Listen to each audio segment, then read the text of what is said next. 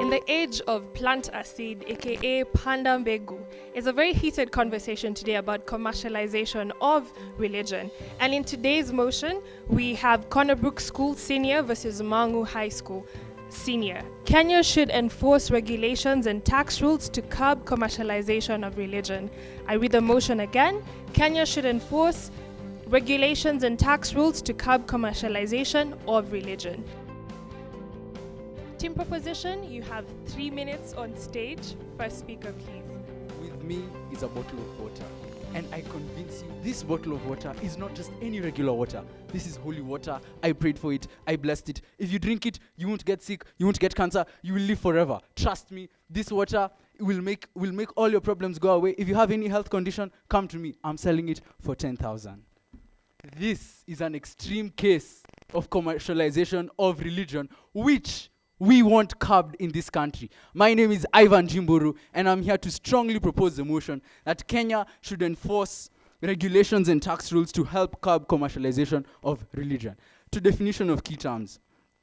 What is commercialization? Commercialization is the process of running something principally or mainly for financial gain and profit. What is to enforce? To enforce is to intensify something, to increase. So we want these regulations intensified. We want them increased. Religion is the belief in and worship of a superhuman being, or God or gods. Tax rules are a body of rules requiring people, taxpayers, to transfer the authority part of their income or property. So my main argument is that to stop commercialization of religion. Let us call a spade and not a big spoon. There is commercialization of religion in this country. We want to curb. We want to restrain it because it is too much. It is too much. And how do we curb these things? We curb them by enforcing the following regulations. According to standard media, these are the regulations of Kenyan religions today. Submission of certificates of good conduct and their theological training. 2, the religious society rules published by the Attorney General's office also require that all religious organizations submit their constitution showing statement of their doctrine and faith. These rules affect imams, pastors, rabbis, and other religious leaders. Also, they must be registered and open to inspection at any time.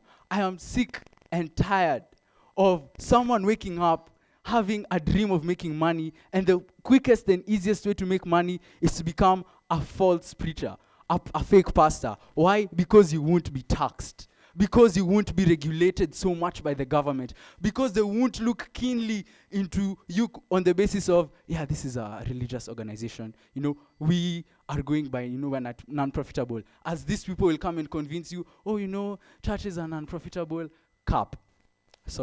Lies. This is what we are trying to do. We are trying to curb these things. An Online Nation article by James Kahonge shows a story of Miriam Ngendo, someone who has to set aside 5 payments on a Sunday, 5 payments, offering, tithe, something for the Harambe women's group. Anyways, let me just conclude there. I'll give my proposer, my fellow proposer will continue. Brook, game on. Team opposition, please take the stage. You have 3 minutes. Myriads of questions run through my perplexed mind. When my fellow first proposer came here on stage, talking about how we will come here and sway you and seduce you that commercialization of religion is not real, that churches are non-profits and they do not really endorse this commercialization, that they do not really exploit the believers. No, we completely agree with them.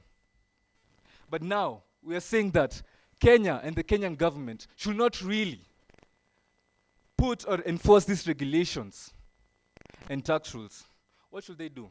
Now, regulation, as I've said, is means that it's the licensing of these pastors, these priests, these imams, these jabis, and the registration of these churches. They have to control the registration of these churches, these mosques, these synagogues. that they do not really have to happen. I mean, they control them, that we are controlling, not, they do not have the freedom really. But really, this comes to my first point, that it won't comply with the law. What do I mean? Regulation will mean violation of the freedom of expression and the freedom of worship under the Article 32 of the Constitution itself. And also, registration will also mean that you have to look at the provision of the Society Acts. That means that you will not be complying with the law at hand. And that when you try to amend this, try to change these laws, there'll be much time spent. What if I try now and go to the government and tell them that? How many years do you think it will take before they implement it? For example, in 2014, something like this exactly happened. The then Attorney General tried to do this, tried to regulate these churches and how they should be established. And the churches, the most, that they are too many and they should regulate them. But what was the outcome? Failed miserably. The archbishops and the bishops of the PCA Church, of the Anglican Church, were so antagonizing this belief. They did not want this. The freedom of worship was violated. So what should they do? If they should not force this regulation, what should they do therefore? They should encourage transparency among these religious organizations. What do I mean? Church, unlike other non-profit organizations, do not offer transparency to the government. They can even discriminate in their hiring. So what I'm saying basically is that when they encourage this, it will promote a better way to curb this commercialization of religion. My name has been Victor Kongo from the Brook School. Thank you very much. Second speaker, team proposition. This floor is yours. Now that we are done with that comedy show, now we can begin and leave the seduction behind. So my name is Brevi Wainaina, and I'm here to strongly propose the enhancement and enforcement of regulations and tax rules to curb commercialization of religion. Okay, so number one, you come and tell us that you know, okay, that commercialization is wrong, but then why are you not providing the mechanisms in ways as to why are you not providing the mechanisms that are going to help us to curb this commercialization of religion? And in the Constitution, Chapter 2, Article 8 states that religion is a broad sector, and that particularly translates to that it is easily exploited in Kenya. And some of the ways that is exploited, number one, televangelism, and also monetizing for religious experiences such as retreats and personal guidance from religious leaders. And my job here today is to try and explain to you why commercialization is bad. Number one, it leads to commodification of spiritual beliefs and detract from the moral values taught in these religious organizations that is actually the center of the missions of religious organizations that we have today. Number two, it will lead to individuals taking advantage of vulnerable groups by giving them false promises or spiritual or material benefits in exchange for money. Number three, it will also eventually lead to a situation where only the ones who are able to produce, to have the money will receive these religious services. And these are some of the ways that we think, or that we know that enhancing tax rules will actually help. Number one, it will force religious organizations to disclose their financial activities, increasing transparency and thus reducing fraud, embezzlement, and management of funds. You know, I am tired of us only being told of the money that these churches is getting. A study that was carried out showed that out of all the income the churches get, for most of them, actually only 3% goes back to the community. Well, 53% actually facilitates the personnel that are in this religious organization. So tell me, why should you take up this commercialization? Because we're really not seeing it being plowed back in our society. You see, in limiting tax exemptions, it will actually discourage commercializations as profit margins will be low, thus reducing the people that are actually wanting to come into the sphere of religious leadership for the sole purpose of commercialization. Friends, that will also make that only those who are good intentioned take the leadership in religion. Let me tell you something. Yet other taxes narrowly exempt religious organizations while taking, today, churches, sorry, not churches, but other taxes, other philanthropic organizations are taxed. And they exempt these religious organizations, and actually they have taken advantage of this privilege. And that is why today we want to enforce the regulations and tax rules in order to curb this commercialization. Now let me give it back to our entertainers today. Actually not entertainers, just boring, and let us listen to them be fiddling us with their false claim. Thank you very much. Second speaker, team opposition, you have 3 minutes on stage. Very nice of you. But what I can say is that those who cannot actually understand how to put their thoughts on ice should not enter into the heat of the debate. Now, Brendan Mungai from the Brook School, here to actually oppose the motion that states Kenya should enforce regulation and tax rules to curb commercialization of religion. Now, what my first opposer was trying to put to picture was that we're actually not saying that commercialization is correct. It is actually wrong. But what we're not trying to do is to enforce these tax rules. What we want to do is actually provide other solutions. Other solutions like what? He talked about them. Now, I'm going to give you a brief summary on why I'm saying that if we enforce this commercialization of religion, if we enforce tax rules, with the impact it's going to accrue to not only the country, but also the citizens of the country itself. Now, time. Now, for instance, we are going to impose tax rules. Now, my first opposer came and talked about the 2014 scandal. Talking about the 2014 scandal, the Attorney General himself, Githu Muigai, actually imposed these tax rules. But they did work. Food for thought. No, it didn't. Now, if we are going to do the same actual mistake and impose these tax rules, now, will it work right now? Since in 2014, they imposed tax rules. Now, what did we see? We saw protests and demonstrations. Now, protests and demonstrations wasted time. Wasting time in what sense? They wasted time for the citizens. They wasted time for actually growing the economy of the country, which brings me to my second point, reducing economic development.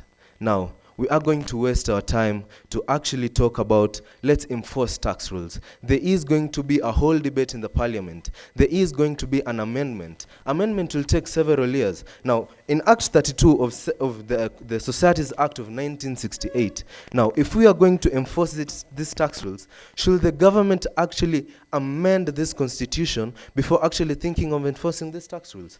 Food for thought. Now, the government itself has bodies. Regulatory bodies such as the Societies Act of Kenya. Societies Act of Kenya should be at the forefront of actually regulating this and enforcing these tax rules. But what do? They actually want to provide better solutions. Now in 2014, actually not in 2014, sorry, in 2020, an article done by Joe Musheru of the People's Daily said that a higher percentage of the Kenyans, after an affidavit was put forward, and a higher percentage was not actually into actually enforcing and putting up tax rules to actually curb commercialization of religion. We should actually do what? We should actually provide solutions. Now, providing solutions in what sense? Now, providing solutions in a sense that, yes, you came and did a whole act about water. Providing solutions in now, we should actually put hefty fines on these profulations of bogus pastors. Profulations of bogus pastors who will come and say that, I will do this. If you do this, you'll actually get a betterment of success. Now, if we put hefty fines and jail terms on this profulation of bogus pastors, won't we actually have a benefit? They will not actually affect the country because they're just a small number, but that will be a solution rather than curbing commercialization. Commerce is the main drive in Kenya.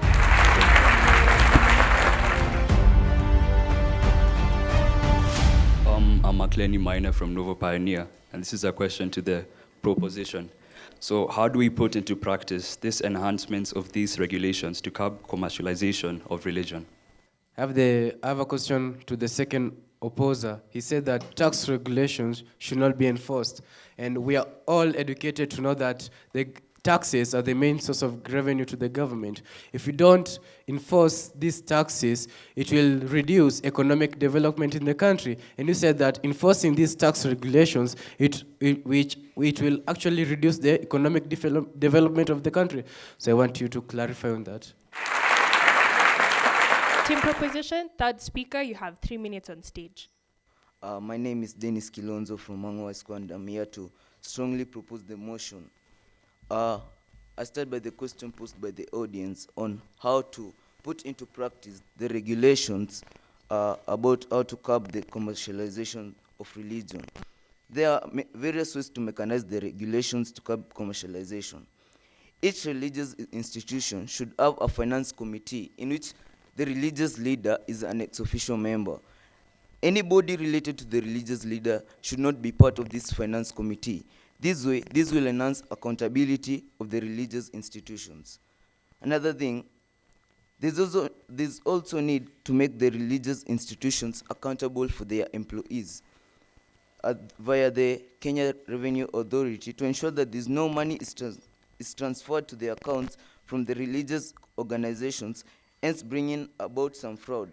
This will ensure that the money can be accounted for, and therefore this will be an enough regulation to curb the commercialization of religion. Another point, introduction of legal permissions to hold things like fundraisers, which will help to ensure accountability. What are these legal permissions? E.g., introduction of licenses to be given to the religious institutions holding fundraisers with terms to bring about the accountability of the money raised during the fundraisers. All the religious institutions should give an account of all the income they get through their various ways to the Kenya Revenue Authority, so that this can be used to bring them accountable and discourage fraud and embezzlement. I go direct to the rebuttals. Religion, you say, the first speaker, you say that religion has been for commercial growth. If you say so, they are for commercial growth, then why shouldn't they be taxed? Religion, you remind me that religion advocates for equity. But then you say that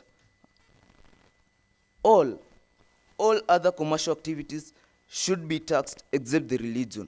Is there equity there? That is paradoxical by all means. You say that there should be substitute for the regulations, but you don't give us a viable substitute for the tax rules and regulations to curb the commercialization of religion. Next, you said that the regulations will limit the freedom of religion, but you did not expound on that point. Please, I urge you to do better next time to give a relevant example to enable my team and the audience to know exactly what you mean by that. You also argue, the first speaker is limiting his argument to the churches, but the motion clearly states religious organizations. Kindly next time prepare more and gather more evidence rather than basing your arguments on the first place. Thank you. Third speaker, team opposition, the stage is yours. You have 3 minutes.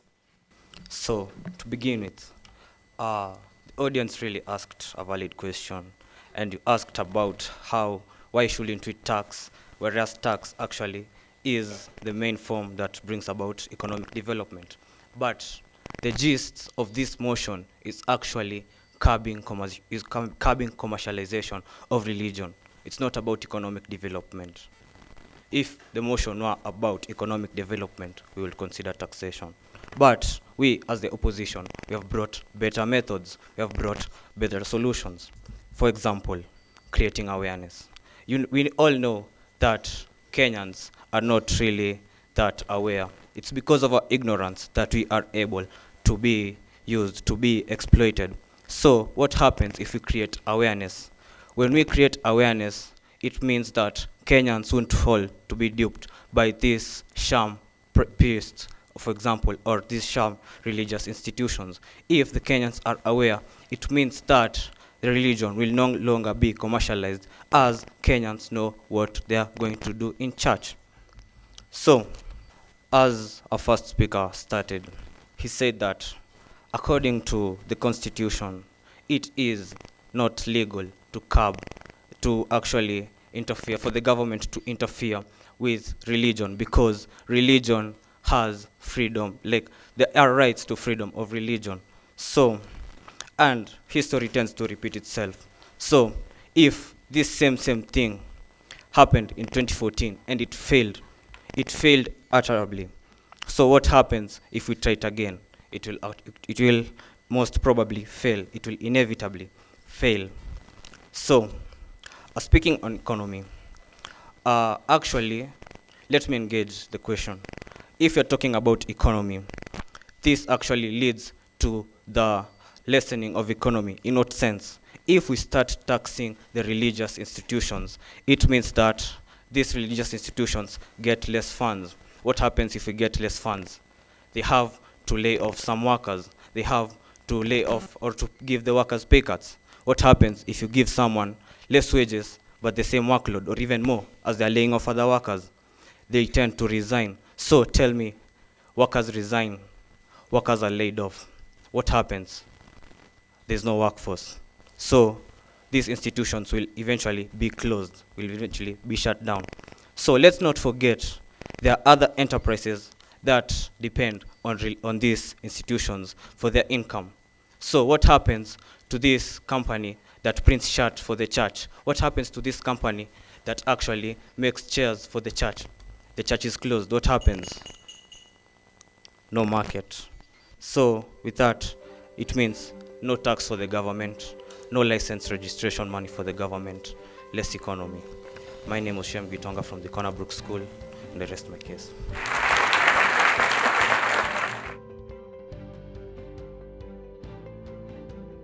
Team Proposition, you have 1 minute for your closing remark. Thank you, third speaker opposition, for that. I even saw the judge yawned. I also became sleepy. I'm here to bring the heat back to this debate. I'm here to win for Mang'u High School. I'm here, first of all, these religious organizations, they had the privilege. Like you said, in the Constitution it is written, we should not interfere with them. They had a privilege given to them. What did they do? They abused it. They commercialized religion. They financially abused people, manipulated and exploited believers, innocent people, for their money. This is why we should curb commercialization. You talk about other solutions. You know, it's funny. Those other solutions, you also call them regulations. Oh, surprise, surprise. Regulations is also in the motion. And what is a regulation? A regulation is a rule put in place. We want better rules to be put in place. We want these rules enforced. You have not given us tangible solutions. We come here with tangible solutions that these tax rules, these regulations, when they're enforced, clearly, they will curb commercialization of religion. I rest my case by telling you, I told you game on at the beginning. I think it's game off for you. We have won.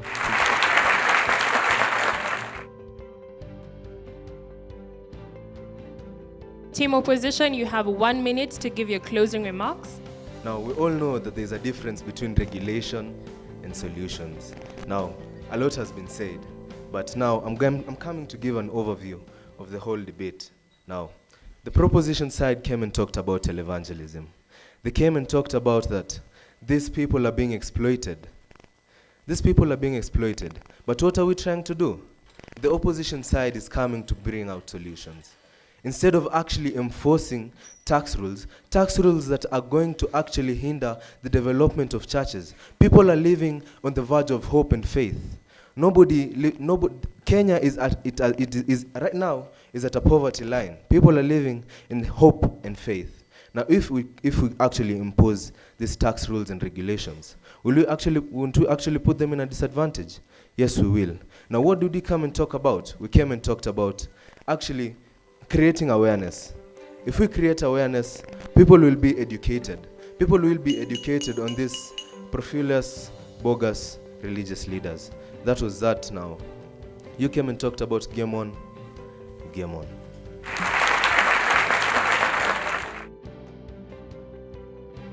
Mang'u, even good start. Yes, as you mentioned about that, regulations, and I love the passion that you keep bringing for your team. It's a good start for a team. Sometimes if a team doesn't start with such a strong way, the others can be affected.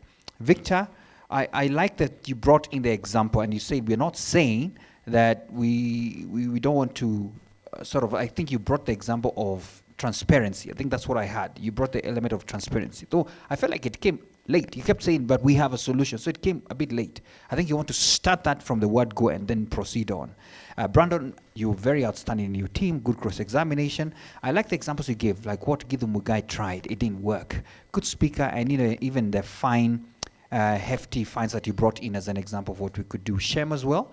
I must say fair examples. But Shem and Dennis, I must say this. You guys have a way, I don't know whether you talked, you're from different schools, but there's a certain monotonous way of delivery that needs to be worked on, because the previous speakers from both ends are quite passionate, all right? So sometimes you want to a bit maintain all that. It doesn't mean that you're not good debaters. It means that sometimes you have to sort of maintain the pace that they have brought in. So don't read too much, and make sure that you are trying as well to keep up on that pace. Bravey, good examples. I think I love what you talked about, commodification of religious beliefs, vulnerable groups that could be affected and all that. Just check on coherency, because sometimes when you have a lot of good points, sometimes you can almost miss out on something and you have to go back and check of it. So, but I must say this, commendable job to both teams. But when we come to attacking people, don't look for those tough terms. I don't want to mention anyone who did that, but I felt some of you are throwing left, right, and center low blows that could be challenged here and there. So we want to be just fighting based on arguments. It's okay to do that, all right? But all the best to both teams.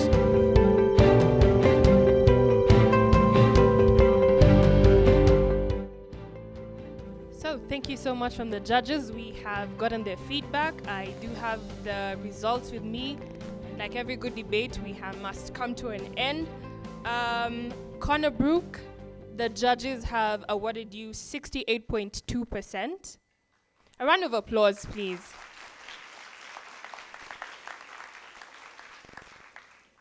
Mang'u High School, the judges have awarded you 70%. And the winners for this debate is Mang'u High School. And we have come to the end of this debate at the heat of matters religion in this country. And until next time, it is goodbye from us at the Debate Zone.